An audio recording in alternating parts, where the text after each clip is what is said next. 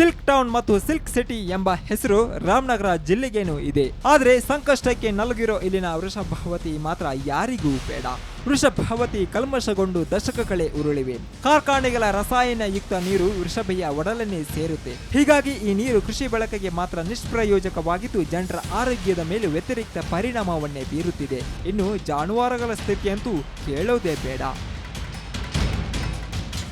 ವೃಷಭೆಯ ಕಣ್ಣೀರ ಕಥೆಯನ್ನ 10 ದಿನಗಳ ಹಿಂದೆ ರಾಜ್ ನ್ಯೂಸ್ ಸಮಗ್ರ ವರದಿಯೊಂದನ್ನು ಬಿತ್ತರಿಸಿತ್ತು. ಇದೀಗ ವರದಿಯಿಂದ ಎಚ್ಚೆತ್ತಿರೋ ಜಿಲ್ಲಾಧಿಕಾರಿ ಶ್ರೀರಾಮ ರೆಡ್ಡಿ ಸ್ಥಳಕ್ಕೆ ಭೇಟಿ ನೀಡಿ ಪರಿಶೀಲನೆ ನಡೆಸಿದರು. ಇವಾಗ ಈ ನೀರನ್ನು ಮುಟ್ಕೊಂಡ್ರೆ ಅದರಿಂದ ಸ್ಕಿನ್ ಡಿಸೀಸಸ್ ಬರುತ್ತೆ. ಆ ನೀರಿನ ಒಂದು ಗ್ರೌಂಡ್ ವಾಟರ್ ಎಲ್ಲನೂ ಕಲುಷಿತ ಆಗ್ತಾ ಇದೆ. ಅದರಿಂದ ಇಲ್ಲಿ ಹುಲ್ಲು ಬೆಳೀತಾರೆ. ಆ ಹುಲ್ಲನ್ನು ಪಶುಗಳಿಗೆ ಹಾಕಿದರೆ ಆ ಪಶುಗಳಿಂದ ಬರುವ ಒಂದು ಹಾಲು ಸಹ ಕಲುಷಿತ ಆಗಿದೆ.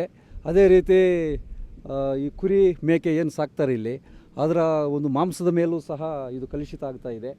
ಎಲ್ಲ ಓವರಾಲ್ ಎಲ್ಲ ಕಲುಷಿತ ಆಗಿದೆ. ಅಂತರ್ಜಲ ಕಲುಷಿತ ಆಗ್ತಾ ಇದೆ. ಇದೆಲ್ಲ ಒಂದು ಸ್ಟಡಿ ಮಾಡಬೇಕು ಅಂತ ನಮ್ಮ ಜಿಲ್ಲೆಯ ಎಲ್ಲ ಇಲಾಖೆ ಅಧಿಕಾರಿಗಳನ್ನು ಕರ್ಕೊಂಡು ಬಂದಿದ್ದೀನಿ. ಈ ನೀರಿನ ಒಂದು ಹರಿಯುವಿಕೆಯಿಂದ ಉಪಯೋಗದಿಂದ ಮತ್ತು ಅದನ್ನು ಕೆಲವರು ಉಪಯೋಗ ಮಾಡ್ತಾ ಇದ್ದಾರೆ. ಬೆಳೆಗಳಿಗೆ, ಮರಗಳಿಗೆ ಮತ್ತು ತೋಟಗಾರಿಕೆ ಇದಕ್ಕೆಲ್ಲನೂ ಉಪಯೋಗ ಮಾಡ್ತಾ ಇದ್ದಾರೆ. ಆ ಉಪಯೋಗದಿಂದ ಯಾವ ರೀತಿ ಪರಿಣಾಮಗಳಾಗ್ತಾ ಇದೆ ಅಂತ ಎಲ್ಲ ಇಲಾಖೆಗಳನ್ನು ಆರ್ಡರ್ ಮಾಡಿದ್ದೀವಿ. ಪರಿಸರದ ವಾಸ್ತವತೆಯನ್ನು ಅರಿತ ಜಿಲ್ಲಾಧಿಕಾರಿ ಶ್ರೀರಾಮ ರೆಡ್ಡಿ ನೀರು ಪುನರ್ಬಳಕೆ ಮಾಡುವಂತಾಗಲು ಕ್ರಮ ಕೈಗೊಳ್ಳುವುದಾಗಿ ಹೇಳಿದರು. ಅಲ್ಲದೆ ಜಲಮಂಡಳಿ ಅಧಿಕಾರಿಗಳಿಗೆ 1 ತಿಂಗಳ ಒಳಗಾಗಿ ಸಮಗ್ರ ವರದಿ ಮತ್ತು ಪರಿಹಾರ ಮಾರ್ಗವನ್ನು ಸೂಚಿಸುವಂತೆ ಆದೇಶವನ್ನು ನೀಡಿದರು. ಕಳೆದ ಒಂದು ತಿಂಗಳ ಮುಂಚೆ ನಮ್ಮ ಈ ವೃಷಭಾವತಿ ನದಿ ಇದರಲ್ಲಿ ಪ್ರಾಬ್ಲಮ್ ಇದೆ ಅಂತ ಹೇಳಿದರು. ಅದನ್ನು ನಾವು DC ಸಾಹೇಬ್ರ ಜೊತೆ ಮಾತಾಡಿ ಈಗ ನೆಕ್ಸ್ಟ್ ವೀಕಲ್ಲಿ ಇದನ್ನು ಪ್ರಾಜೆಕ್ಟ್ ಕೊಟ್ಟಿದ್ದಾರೆ. ನಾವು ಸ್ಯಾಂಪ್ಲಿಂಗ್ ಮಾಡಿ ಎಲ್ಲೆಲ್ಲಿ ಇದು ಕಲುಷಿತ ಆಗ್ತಾ ಇದೆ ಅದನ್ನು ಚೆಕ್ ಮಾಡಿ ಮುಂದಿನ ಏನು ಕ್ರಮ ತಗೊಳ್ಬೇಕಂತೇಳಿ ಅವರಿಗೆ ಒಂದು ರಿಪೋರ್ಟ್ ಕೊಡ್ತಾ ಇದ್ದೀವಿ ನಾವು.